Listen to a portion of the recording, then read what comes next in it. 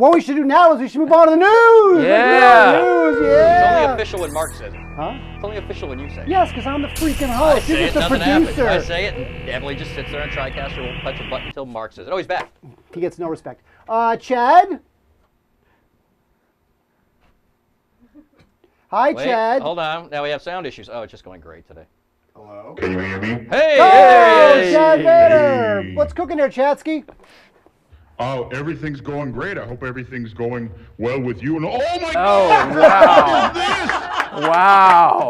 Wow. Fell down! Technical issues abound. Hey, come on. You know what? I'll be honest. Too soon for that joke. Too soon. It still hurts, man. I don't know what you're talking about. That wasn't a joke. That was a mishap. Okay. Wow. Okay. Look at that. Helmet. Hope you're insured down there at the Empire Market. You need a helmet. You know what? Do you, Yeah. do you have a spare helmet? Yeah, You can Chad has send the me? helmet. I do. All right, what's happening down there? What's the news? There's so much news. Here it all is right now.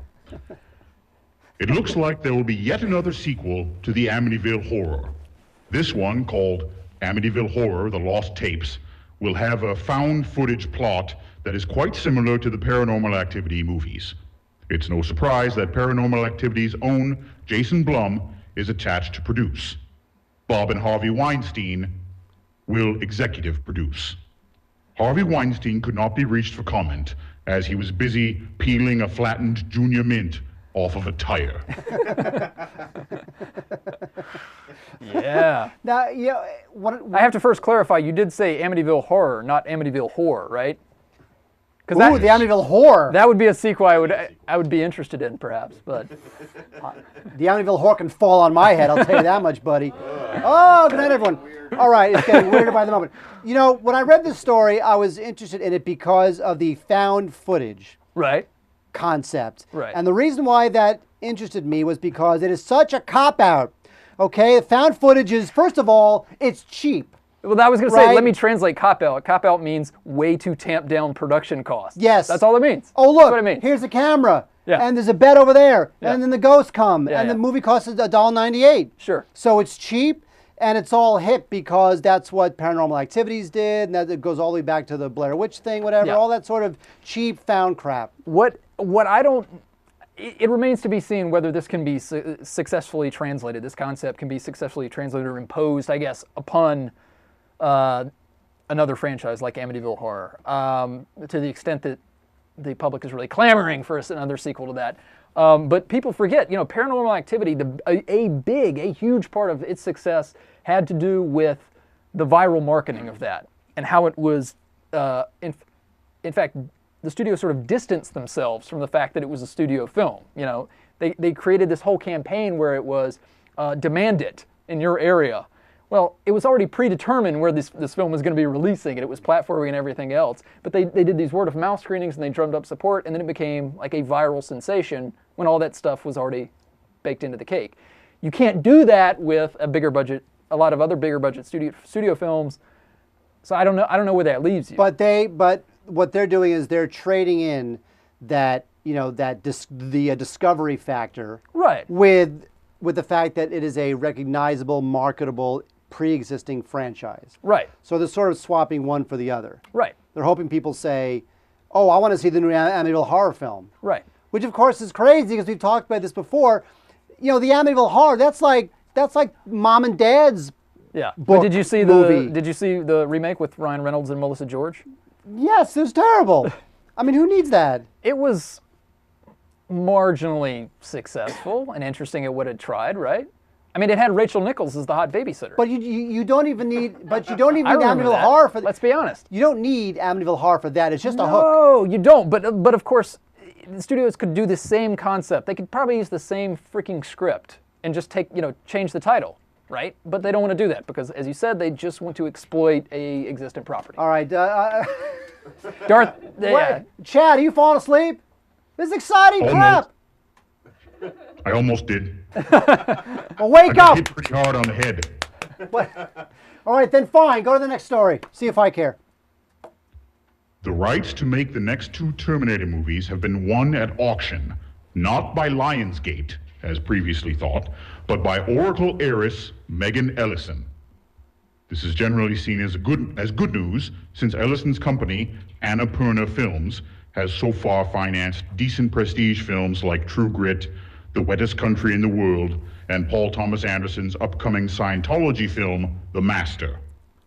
So there's a good chance the next 2 Terminator films won't suck. I reached Arnold Schwarzenegger for comment, and he had this to say about the upcoming films, and I quote, "Go! Go now! Get to the chopper! Get to the chopper!" Unquote.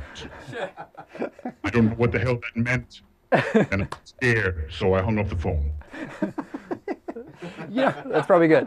You know that, you know who that woman is? That's Larry Ellison's daughter. I did not know that. That is Larry Ellison's daughter from Yeah. that company. And, you know, it's an interesting story because, you know, she does, like Chad was saying, she does those high prestige films. She definitely has a loftier taste. So I don't know if she thought of this as just being just a pure money play. Sure. You know, look, she's got to make money somehow. Yeah. She's not going to make money off of I mean, P.T. Anderson's like a genius. I love P.T. But she's not going to make a lot of money off that movie. Right. But she'll make money off of something like the Terminator. Right. It can bankroll Oh, her. for sure. I think so. I mean, even, you know, the last 2, I think they were met with somewhat muted fan response, right? But they did huge business overseas, 250 plus.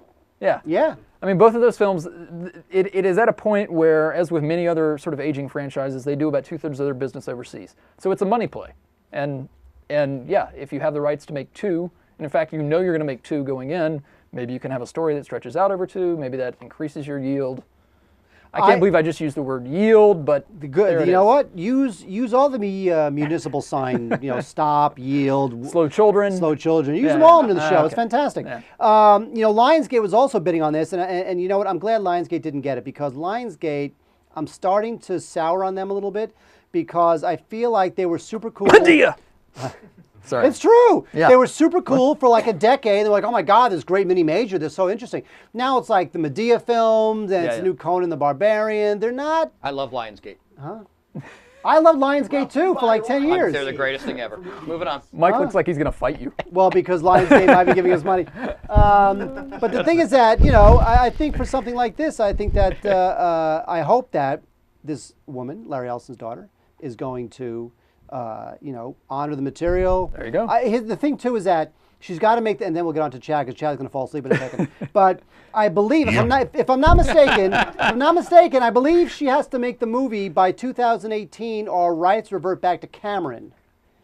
I was reading that that's the story. There you go. So she's got to make it by 2018, which I mean, they can make 2 films by 2018. You're on notice, Larry Ellison's daughter. Yeah, make 2 films and don't make them suck.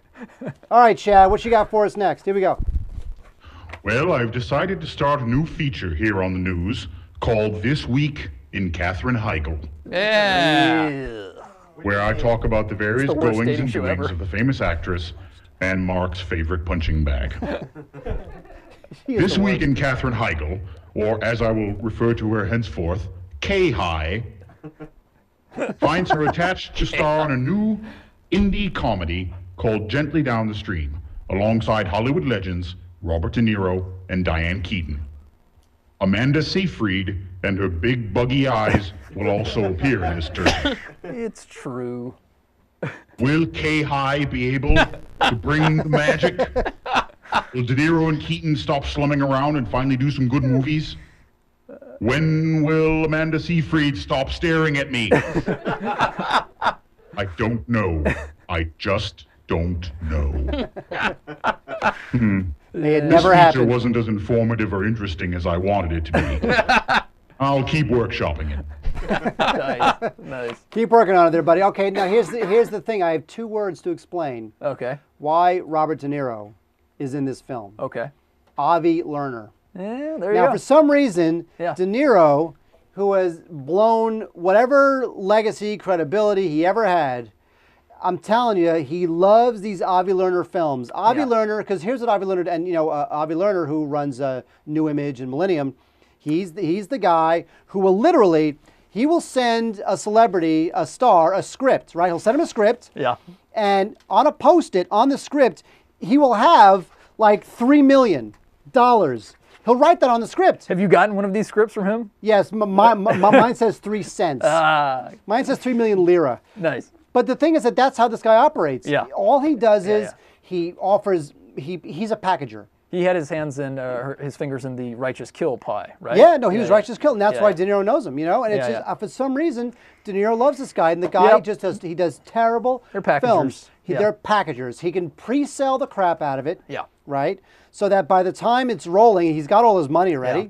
Right, and he can do a crappy movie. De Niro gets his rate. Yeah. And Dan Keaton gets her rate. There's a couple other producers like that. I mean, Elie Samaha is another one who, when you right. see the name on the credit, even if you don't pay attention to producers, if you're more than a casual film fan, if you see these names, it's a buyer beware.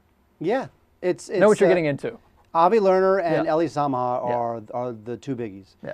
And if you get De Niro, because you're paying him X millions of dollars, and you get Diane Keaton, you think Catherine piece of crap Heigl, even she is not clueless enough, right? That she's going to say, "Oh, I don't want to be in a movie with De Niro." She should kiss Friend the of the feet. show. She should kiss the feet of every crew member that she gets to even share like Yeah. oxygen Yeah. with De Niro. Yeah. Even the De Niro of I don't know. 2011. I mean, you're right. I think you're right about De Niro's participation, but even more telling, I think I forget the gentleman's name, but this is from the writer of Bucket List. That's right. Yeah, and that's kind of telling too. I mean, Bucket List was a big commercial success, but I found it kind of a really sort of pedestrian treatment, maudlin, kind of sentimental film of what could have been a more interesting I concept. agree. It's with Nicholson and Yeah. and Morgan Freeman. And Morgan Freeman, yeah. And so I don't, when I see the cast and I hear his involvement and I read a log line, that doesn't elicit much excitement in me. No, it really doesn't. Very few De Niro films really are interesting to me.